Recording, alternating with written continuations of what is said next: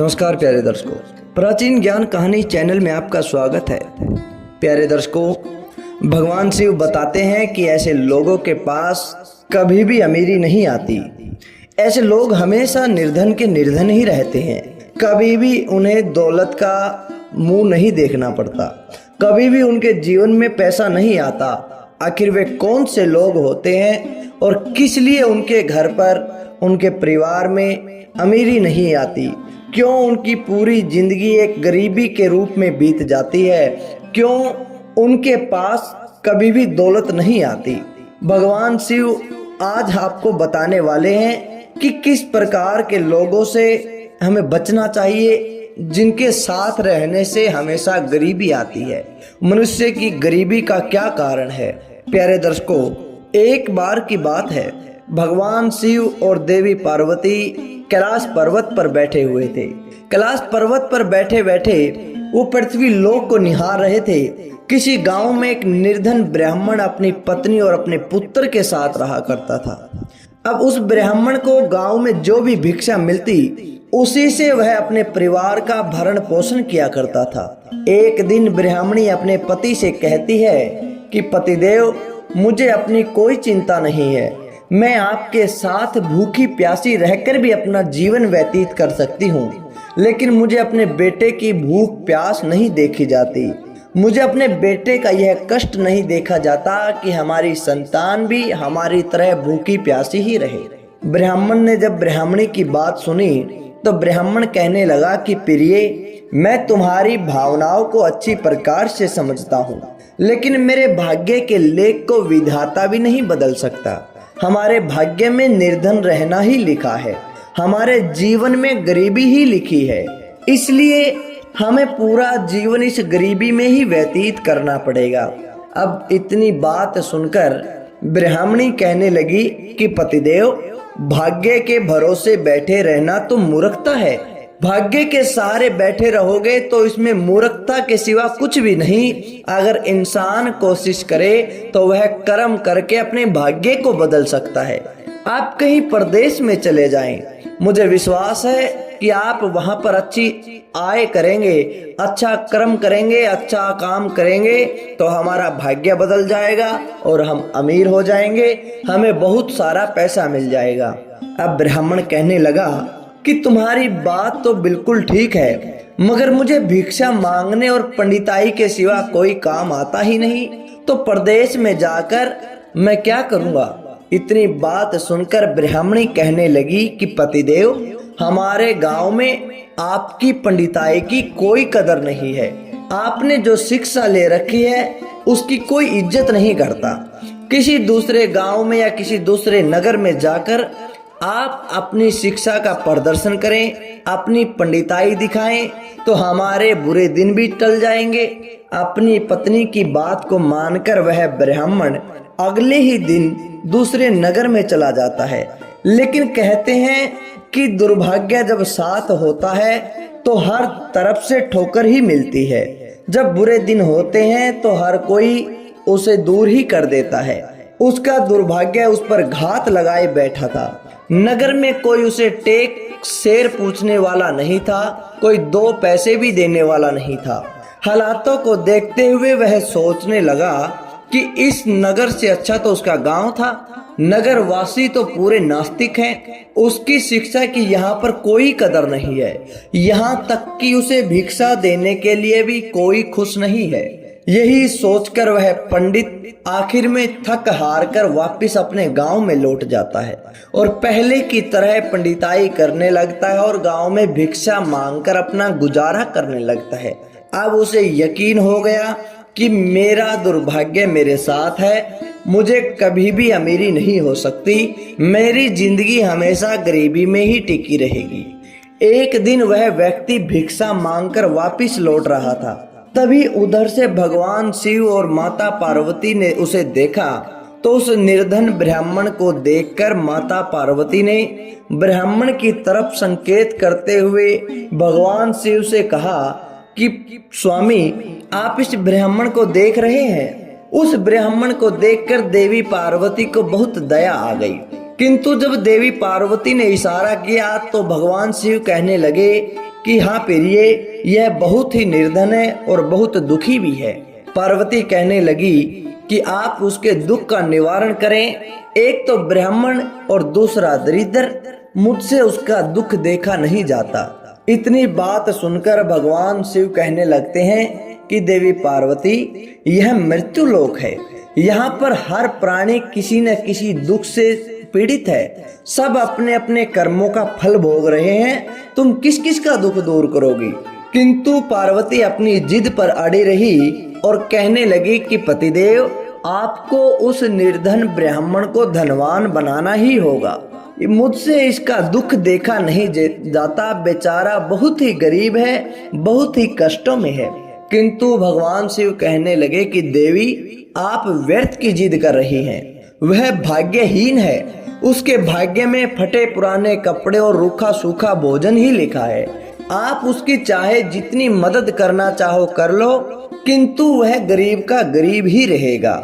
जिसका भाग्य रूठ जाता है तो वापिस उस पर आप कितनी ही कृपा कर लो, उसके भाग्य के अनुसार ही उसके साथ कर्म होते हैं। उसके भाग्य में जो लिखा होता है वही उसे मिलता है। इतनी बात जब भगवान शिव ने देवी पार्वती को समझाई, किंतु मगर पार्वती अपनी जिद पर अड़ी रही। अंत में हार कर भगवान शिव को पार्वती की बात माननी पड़ी। उन्होंने एक रास्ते में, जिस रास्ते पर ब्राह्मण जा रहा था, वहां सोने की ईंट डाल दी और कहने लगे कि अब अगर ब्राह्मण के भाग्य में अमीर होना ही है तो यह ईंट उठा लेगा और अमीर बन जाएगा। किंतु जब वह ब्राह्मण ईंट के पास पहुंचने को हुआ तो ब्राह्मण के मन में आया और सोचने लगा कि देखता हूं मैं आंखें बंद करके कितनी दूर तक चल सकता हूं। और यही सोचकर वह अपनी आंखें बंद कर लेता है और सोने की ईंट के बिल्कुल पास से होकर आगे की तरफ निकल जाता है। काफी दूर जाने के बाद ही उसने अपनी आंख खोली। वह तो बंद आंखों से चल रहा था, उसे वो ईंट दिखाई नहीं दी। उधर भगवान शिव मुस्कुराते हुए कहने लगे कि देवी पार्वती, हमने तुमसे पहले भी कहा था कि वह ब्राह्मण भाग्यहीन है। भाग्यहीन मनुष्य कभी भी धन प्राप्त नहीं कर सकता। और फिर भगवान शिव देवी पार्वती के साथ कैलाश पर्वत पर वापस लौट गए।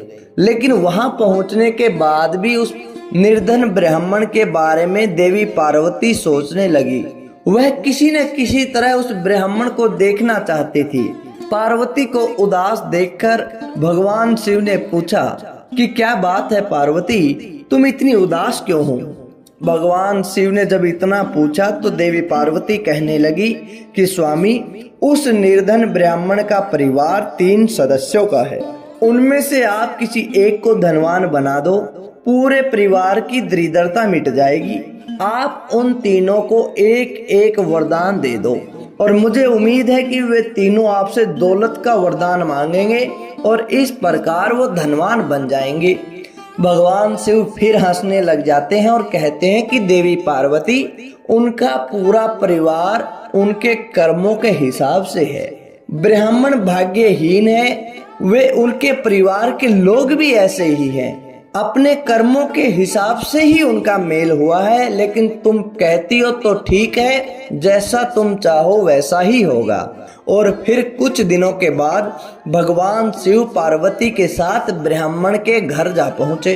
साक्षात भगवान शिव और पार्वती को देखकर ब्राह्मण परिवार खुश हो उठा।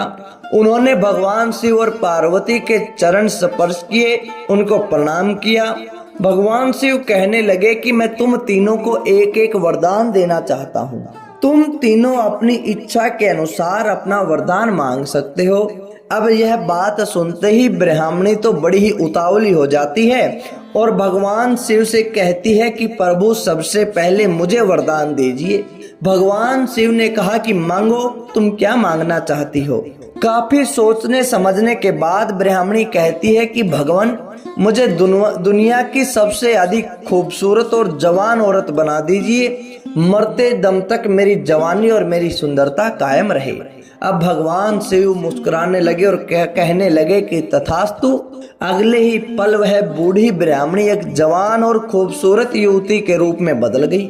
जब ऐसा हुआ उसी समय उस ब्राह्मण के घर के सामने से राजा का पुत्र गुजर रहा था, जो घोड़े पर सवार था। उसने इतनी खूबसूरत ब्राह्मणी को देखा तो वह उस पर मंत्र मुग्ध हो उठा और उस खूबसूरत ब्राह्मणी से शादी करने के लिए उसने उसे अपने घोड़े पर बैठाया और घोड़े को लेकर अपने राजमहल की तरफ भाग गया। यह देख के ब्राह्मण अपनी छाती पीटने लगा, रोता हुआ कहने लगा कि हाय मेरी पत्नी। जब ऐसा हुआ तो भगवान शिव कहने लगे कि रो मत ब्राह्मण श्रेष्ठ, तुम भी मुझसे कोई वरदान मांग लो और जो मांगोगे तुम्हें मिल जाएगा। अब भगवान शिव ने जब इतना कहा तो ब्राह्मण कहने लगा कि प्रभु मुझे कुछ नहीं चाहिए, मुझे मेरी पत्नी को वापस कर दो, मुझे इसके सिवा किसी चीज की तमन्ना नहीं है। अब ब्राह्मण ने जब कहा तो भगवान शिव कहने लगे कि तथास्तु, और देखते ही वह ब्राह्मणी वहां खड़ी हो गई। अपनी पत्नी को अपने सामने देखकर ब्राह्मण ने राहत की सांस ली और भगवान शिव ने अब ब्राह्मण के पुत्र से कहा कि बेटा तुम भी अपना वर मांग लो जो तुम चाहते हो। ब्राह्मण पुत्र ने काफी सोचने समझने के बाद कहा कि भगवान मुझे कुछ नहीं चाहिए, आप मेरी माँ को पहले जैसी बूढ़ी बना दे। जब इतनी बात कही तो भगवान शिव ने कहा तथास्तु, और अगले ही पल ब्राह्मणी पहले की तरह बूढ़ी हो गई। ब्राह्मण परिवार की ऐसी हरकत पर पार्वती जी सोचने लगे कि तीनों वास्तव में भाग्यहीन हैं। विधि ने उनके भाग्य में जो लिख दिया है अब उसे कोई देवी देवता भी नहीं बदल सकता। तो प्यारे दर्शकों, इस प्रकार से वह पूरा परिवार भाग्यहीन ही रहा। जो व्यक्ति भाग्यहीन होता है कभी भी उसके जीवन में पैसा नहीं आता, उसके जीवन में हमेशा गरीबी बनी रहती है, वह कभी भी अमीरी नहीं देख सकता। तो प्यारे दर्शकों, कैसी लगी आपको यह आज की कहानी? अच्छी लगी तो लाइक करें, शेयर करें और कमेंट करके हमें जरूर बताएं। धन्यवाद दोस्तों।